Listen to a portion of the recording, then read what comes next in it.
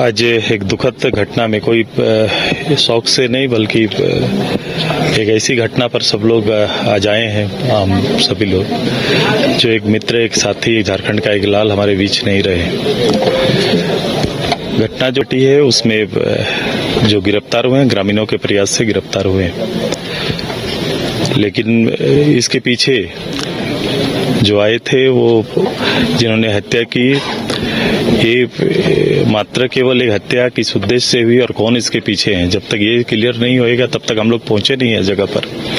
हत्यारा पकड़ा गया, हत्या के कारण अभी सामने नहीं आए हैं, क्यों और किसने कराया, ये ज्यादा जरूरी है और हम यही मांग करते हैं कि जल्दी से जल्दी वहां तक जाना चाहिए और इसका पटाक्षेप होना चाहिए। और देखिए, इस संदर्भ में तो विस्तार पूर्वक बाद में चर्चा करेंगे, ये अवसर नहीं है, लेकिन आज हम सभी लोग शोक संतप्त हैं, काफी दुखित हैं, चाहे वो किसी भी राजनीतिक संगठन के हों। हम और सरकार ये मानती है कि किसी दल विशेष की हत्या नहीं हुई है, ये मानवता का खून हुआ है। और जहाँ तक प्रश्न है कि सभ्य समाज में अपराध की कहीं कोई गुंजाइश नहीं है, जितनी कड़ी से कड़ी कार्रवाई हो सकती है वो कार्रवाई की जाएगी। ग्रामीणों के सहयोग से एक व्यक्ति की गिरफ्तारी हुई है, पकड़ा गया है, उसे पुलिस को सुपुर्द किया गया है, जैसा कि चर्चा के क्रम में ये जानकारी मुझे मिली है। तो प्रयास यही रहेगा कि अति शीघ्र जो केस का अनुसंधान है, अनुसंधान करके और उसके पीछे किस उद्देश्य से हत्या की गई है इस बात की जानकारी प्राप्त की जाएगी। हम सभी लोग काफी दुखित हैं, हृदय से मर्माहत है, राज्य सरकार भी मर्माहत है, काफी दुखित है। हमारे साथ मंत्री योगेंद्र जी हैं और हमारे संजय यादव जी हैं, आजसू के भी कई नेता हैं, विनोद पांडे जी हैं झारखंड मुक्ति मोर्चा से। मैं ये कह रहा हूं कि मानवता के नाम पर सभी कोई आज दुखित है। एक बेटा, एक भाई, वो हमारे बीच से उठ करके चला गया। अब हम लोग की जिम्मेवारी ये है कि सही दिशा में अनुसंधान हो, हत्या के कारण का पता किया जाए और उसके बाद जो सख्त कानूनी कार्रवाई हो सकती है वो कार्रवाई की। इतना मैं जरूर कहना चाहूंगा आपके माध्यम से कि हम सभी, चाहे वो राज्य सरकार हो, हम लोग विभिन्न राजनीतिक संगठन के लोग हों, हम सभी मृतक परिवार के साथ खड़े हैं। जब भी हमारी आवश्यकता पड़ेगी हम अपना कदम आगे बढ़ाएंगे और इस शोक संतप्त परिवार के साथ हम लोग खड़े रहेंगे। देखिए, लंबे समय से उनके साथ व्यक्तिगत मेरा संबंध भी रहा है और जहां राजनीतिक रूप से, सामाजिक रूप से आज जो घटना हुआ तो निश्चित तौर पर हम जितना भी निंदा करें कम होगा। और हम लोग का प्रयास रहता है कि जिस रूप में आज उनकी कमी पूरे राजनीतिक क्षेत्र में हो चाहे सामाजिक क्षेत्र में हो, जो उनका एक्टिविटीज था, जो उनका क्रियाशीलता था, निश्चित तौर पर बड़ा अब कमी खलेगा। और जो भी इस तरह का घटना को अंजाम दिए हैं तो निश्चित तौर पर हम लोग चाहेंगे, सरकार चाहेगी कुछ तक पहुंचे और सच्चाई को सामने लावे और उसको हम लोग कठोर से कठोर दंड दिलाने का काम करें। अपराधी के द्वारा जिस तरीके से अंजाम दिया गया है, गिरफ्तारी भी हुई है, खुलासा होना चाहिए, सभी मांग कर। नहीं, बिल्कुल खुलासा होना चाहिए। और जो घटना घटी है वो घटना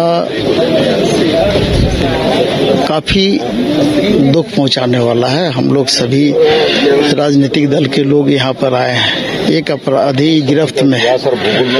हम लोग तो चाहेंगे कि इस घटना का उद्भेदन जितना जल्द से जल्द हो और जो लोग भी इसमें शामिल हैं, दोषी हैं, वो सारे लोगों के साथ जो भी कानूनी प्रक्रिया है वो प्रक्रिया जल्द पूरी की जाए और दोषियों को सजा मिले। यही प्रयास हम लोग का होगा।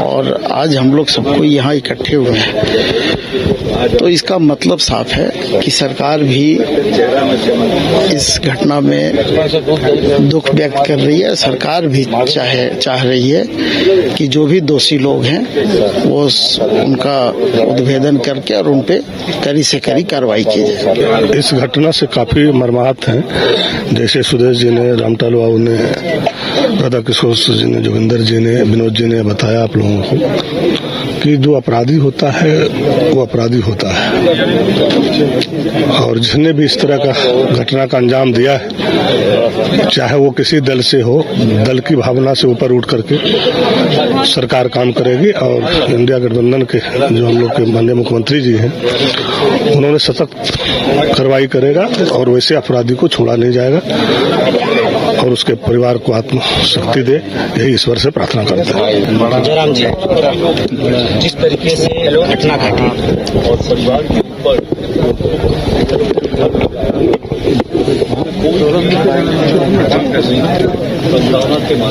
जिस तरीके से घटना घटी, थाने से 20 मीटर की दूरी पे ये घटना घटती है, एक ग्रामीणों ने पकड़ के पुलिस को देता है, उसके बाद देखिए, मैंने पहले भी कहा है कि आज वर्तमान में अपराधी इतने बेखौफ हो गए हैं कि अब अपनी जेब में पिस्तौल, बंदूक और बम लेके घूम रहे हैं। मैंने पहले भी कहा कि अगर वो 10वीं इमारत से अगर गोली मारता तो समझ में आता, वो किसी पेड़ की टहनी में बैठ के गोली मारता तो समझ में आता, वो बगल में बैठकर उसकी कुर्सी में, टेबल में बैठ के गोली मार रहा है अभी दिन दहाड़े बीच बाजार में, चौक चौराहों में, तो इसका मतलब है कि अपराधियों का मनोबल काफी ऊंचा है। इसके लिए सरकार के 3 माननीय मंत्री बैठे हैं। आपके माध्यम से उनको और सरकार को हम यही निवेदन करेंगे कि जनता को इस सरकार से विश्वास हो, उसके लिए अपराधियों का गिरफ्त में होना अति आवश्यक है। और जैसा कि सदन में जब बात विवाद होने लगा पक्ष विपक्ष में, और माननीय मंत्री सुदीप जी ने जो बयान दिया, बहुत ही गैर जिम्मेदार बयान उनका आया। आपके राज्य की घटना है, अब अगर आप उसको गुजरात में बीजेपी की सत्ता है, आप वहां से कंक्लूड करेंगे, या फिर आप दिल्ली में बीजेपी की सरकार है वहां से कंक्लूड करेंगे, तो ये गैर जिम्मेदाराना बयान है। आपके राज्य की घटना आप स्वीकार कीजिए कि हाँ चूक हुई है, चूक की जांच होगी, दोषियों पे कार्रवाई होगी, उससे आपको फांसी नहीं जाएगी ना आपके मंत्री पद जाएगा। लेकिन गलत चीजों पे भी सरकार को डिफेंड करने के लिए जब मंत्रीगण खड़े हो जाते हैं, वो दुर्भाग्य है। आप एक लाइन कहते हैं कि चूक हुई है, स्वीकार करते हैं, कहाँ चूक हुई है उसकी जांच होगी, और जांच में जो लोग सामने आएंगे उन पे कार्रवाई होगी। अब प्रशासन भी थोक पुलिस का काम कर रही है, लोहरदगा ने कहां से जोड़ के देख रही है, ये तो बिल्कुल अनुचित है। जबकि उस घटना की जानकारी हमने भी लिया है। उसमें जो जायसवाल जी की हत्याकांड हुई थी, उसमें कहा जा रहा है कोई मामूल करके शख्स थे, उनके जो कि सहयोगी थे, उनकी गोली से ही उनको लगा था। जब गांव वालों में, ग्रामीणों में तनाव होने लगा, वो किसी जेल में बंद आरोपी को मारने गए थे, और लोहरदगा की पुलिस ने भी कहा कि जिस आरोपी को मारने के लिए गए थे उससे और न बाकी से किसी से अनिल जी का कोई संबंध नहीं है। तो कल को अगर फिर किसी के साथ इस तरह की घटना घटती है, तो अगर सरकार अपना बचाव के लिए कह देगी कि उसका संबंध तो आज से 10 साल पहले नक्सलियों से था, शायद उसका तार जुड़ा है क्या, तो ये शोभा नहीं देता है। गलती करने से इंसान छोटा नहीं होता है, गलती स्वीकार करने से इंसान छोटा नहीं होता है, गलती स्वीकार करने से इंसान महान बनता है। तो सरकार अपनी गलती को स्वीकारे कि विधि व्यवस्था दुरुस्त नहीं है, दुरुस्त करेंगे इसका आश्वासन ही दे, कार्रवाई करे, यह सरकार से मांग होगी। और निसंदेह सदन में आज दोनों पाली सदन की इसी विषय पे लेकर गर्म रही। और देखिए, इसके लिए कारण यह भी है कि आज मान के चलिए सुरक्षा की जिम्मेवारी जिन पुलिसकर्मियों पे होती है, भारी संख्या में अभी नियुक्ति लेनी है। आप लगभग 23-24 हजार की बहाली पेंडिंग पड़ी है, रिक्त पड़े हैं, तो उन बहालियों को भी नहीं ले रहे हैं। तो पुलिस बल, अतिरिक्त पुलिस बल की बहुत आवश्यकता है, क्योंकि जिस प्रकार से माहौल में ये माहौल तब्दील हो रहा है, पुलिस बल की आवश्यकता है, वहां भी खामियां है। और सबसे जो कड़वी सच्चाई है, इस सच्चाई को सरकार को घोट पीकर सहना होगा कि ये जो तबादला का सिस्टम है ना, ये 2 करोड़ 3 करोड़ में जो तबादला कर रहे हैं, ऐसा हम लोग बच्चे नहीं है, विधायक बन गए हैं तो चीजों को समझते हैं और समझते हैं बहुत खूब और बारीकी समझते हैं। यहाँ एक थानेदार का तबादला के लिए बोली है 15 से 25 लाख रुपए। तो मोटा मोटी मान के चलिए जो डीएसपी और एसपी रैंक के हैं उनका बोली है लगभग 1.5 करोड़ से 3 करोड़ तक का बोली है। तो उतनी मोटी रकम देकर वो अपना तबादला करेंगे तो जाहिर सी बात है उनका ध्यान कमीशन में रहेगा।